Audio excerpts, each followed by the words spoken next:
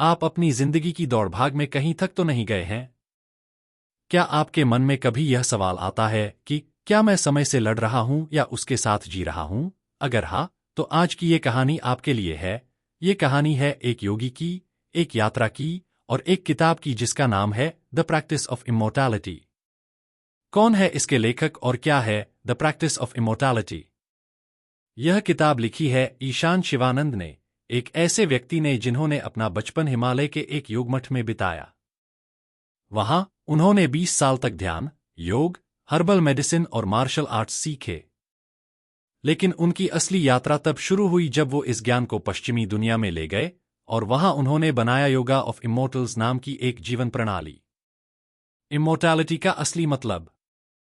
अब बात करते हैं इस किताब के शीर्षक की, अमरता यानी इमोर्टैलिटी। यह कोई सुपरहीरो जैसी पावर की बात नहीं करती।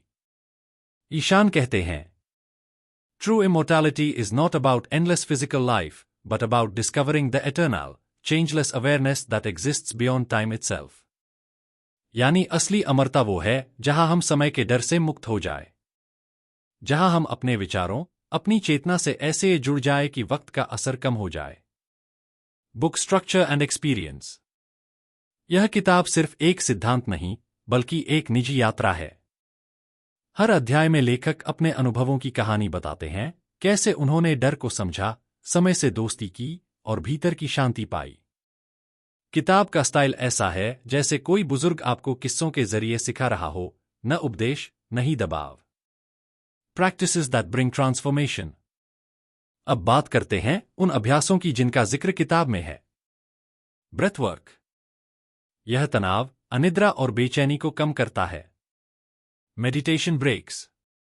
दिन में 2 या 3 बार बस 3 से 5 मिनट का ध्यान। YOI protocol.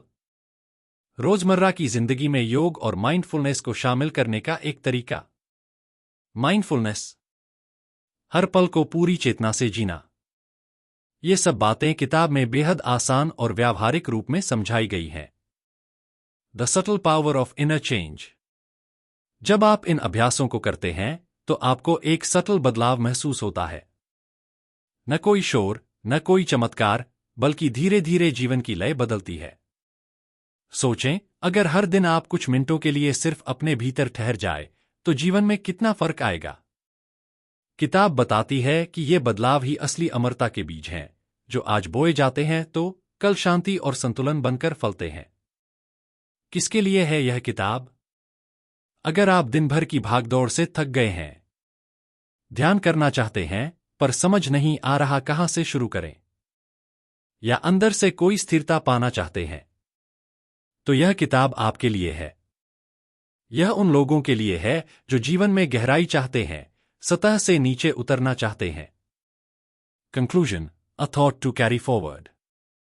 The practice of immortality सिखाती है कि अमरता शरीर की नहीं, अनुभव की स्थिति है। यह किताब हर उस इंसान के लिए है जो समय की भागदौड़ में खुद को खोता जा रहा है।